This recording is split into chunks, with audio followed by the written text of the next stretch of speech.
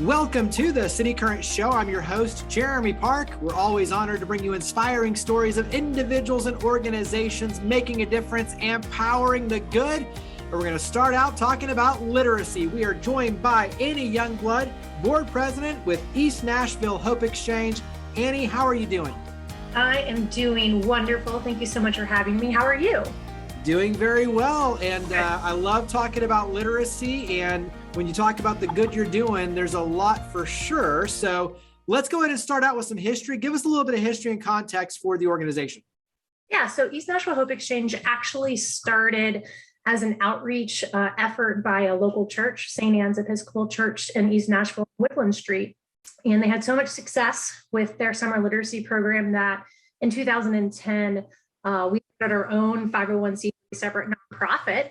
And from there, continued our summer program. Our mission is to serve at-risk youth in East Nashville and beyond to strengthen the literacy levels of those kids.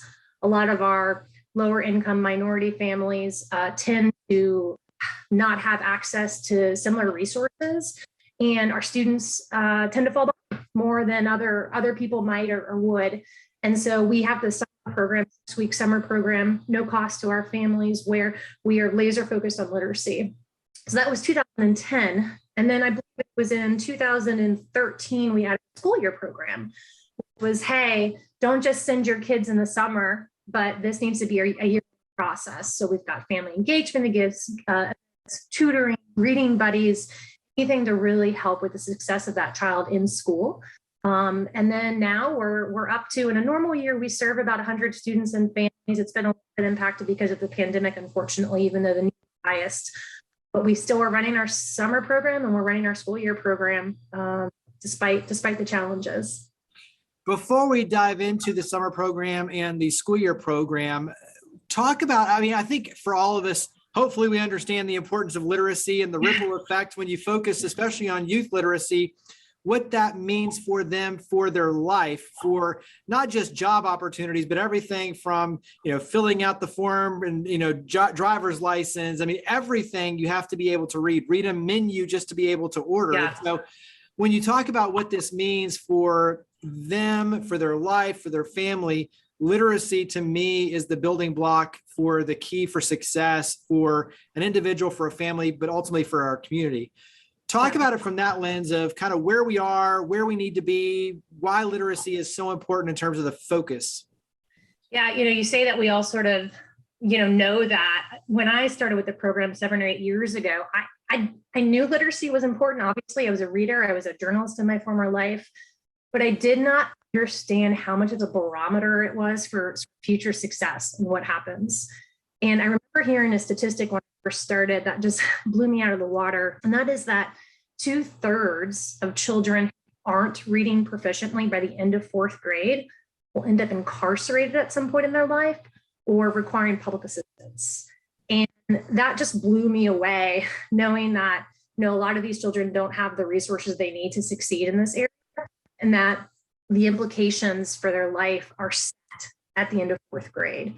We also know that there are 1 out of 6 3rd graders who aren't reading proficiently at the end of 3rd grade, won't even graduate high school. So when we're talking about, filling out paperwork and jobs, but we're also talking about learning math and history. And the way that, Exchange is set up is that we believe that literacy is a social justice issue, and that our students, families, and all children have the inherent right to interact with their community in a meaningful way. And if you can't read, you can't do that. So I think it goes beyond all of these things. We talk to donors about workforce development and what the impact is on the healthcare industry and what that lost productivity costs. But we're also talking about people that aren't going to be engaged civically. They're not going to be able to, hold down jobs and work within their community. So we know that literacy is the core, is the foundation. That's sort of the research and the science behind that being absolutely 100% true. And I just remember how much it impacted me understanding that window, rising kindergartners through rising 5th graders is so key. So that's what we're, that's what we said. Those are the people we're trying to help. Yeah, and I think there's a ton of study around just exactly what you're talking about in that pivotal third, fourth grade, because you make that transition from learning to read to reading to learn, and how Right. that once again is the building block for everything moving forward in terms of learning math and history and science and everything. So exactly what you're talking about. Go ahead and dive into the summer program, Yeah. especially with summer right here. So go ahead and talk about how the summer program works. Yeah, so we, like I said, historically, we serve about 100 students in the summer at two sites and two locations. COVID has forced us to scale that back a little bit. But what is this? This is a 6 weeks of literacy learning. And, this is not a summer camp, right? Our students have to be committed to attend. They take an assessment before the summer program starts that tells us their literacy level. This is an opportunity for us to sort of affirm and reaffirm our curriculum approach. And they take an assessment at the end of the summer program that tells us where they are and how they ended up. So, it's really an evidence-based, data-driven project. And we have opportunities, so they're working on sight words and they're reading, and we have guest readers come in. These are role model communities. Reading buddies come in who are folks that just want to read with the kids and help those that need a little extra help.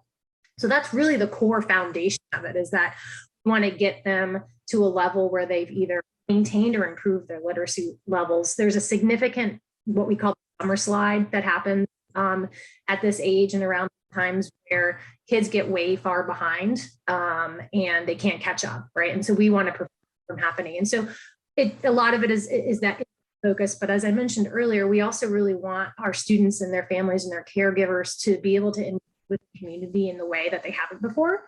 So we have enrichment activities, field trips, we have arts and crafts, we have water day once a week, in the afternoons, which they just love.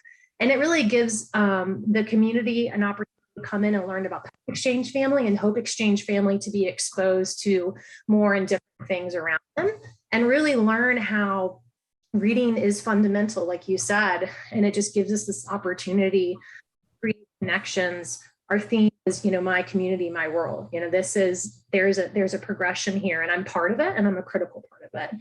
So that's a little bit about the sort of the summer program high level. There's a lot more details and a lot of stuff that goes into planning it. We do have staff of teachers, of certified teachers who are there, 2 program directors, I think 4 or 5 teachers, teaching assistants, volunteers, all there to make sure that the children succeed.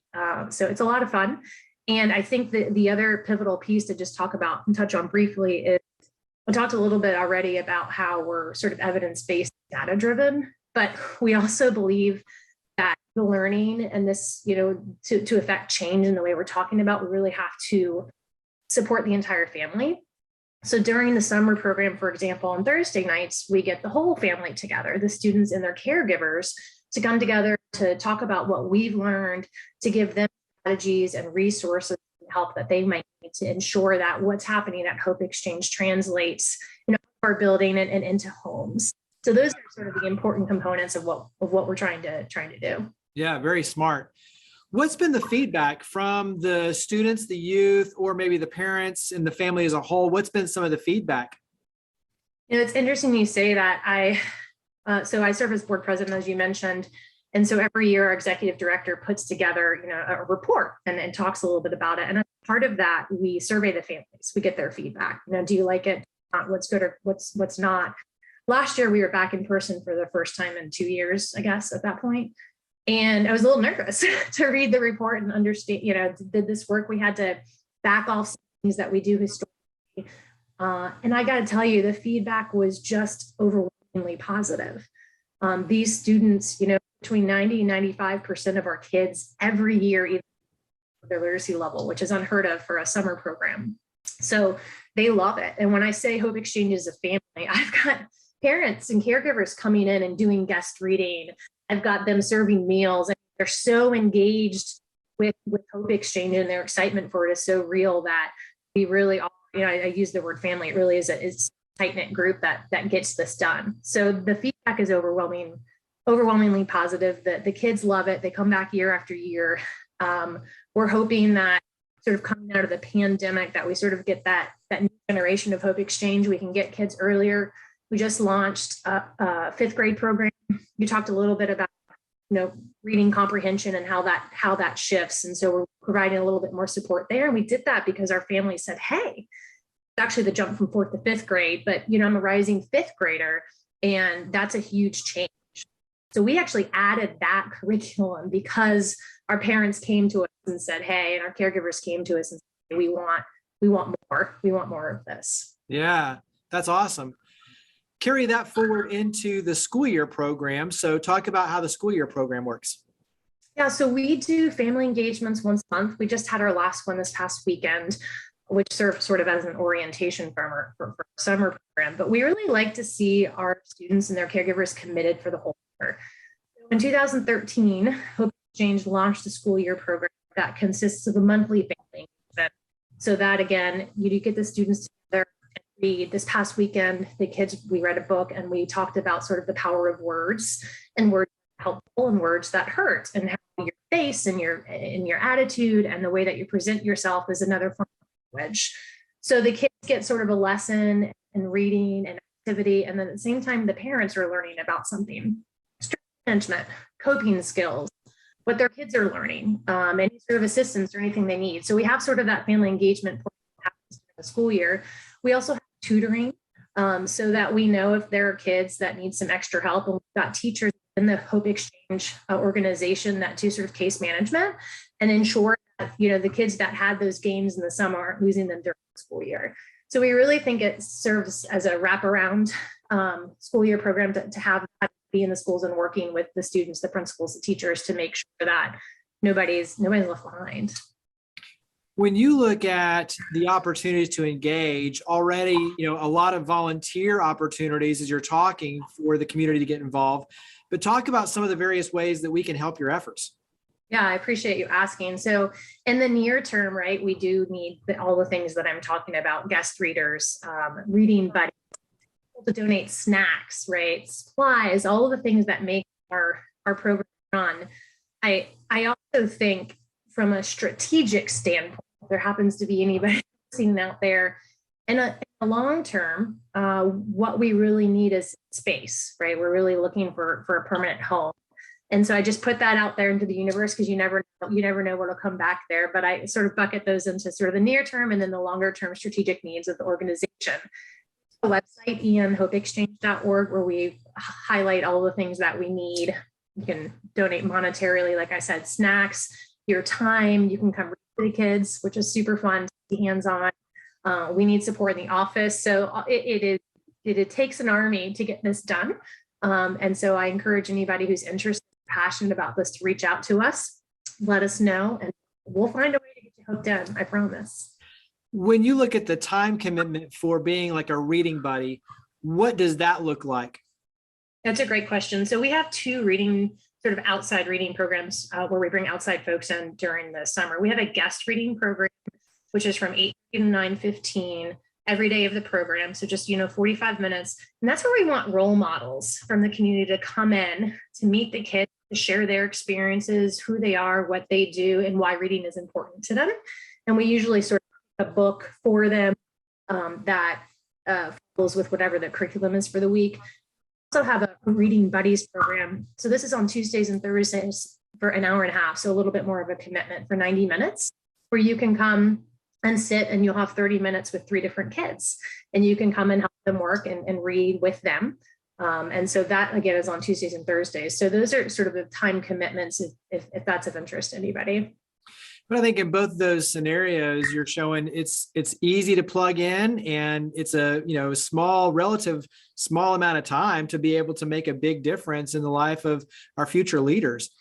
Talk about, on your end, maybe one more thing that you wish everyone knew. So for you as board president, what's one more thing that you wish everyone knew? Oh, that's a great question.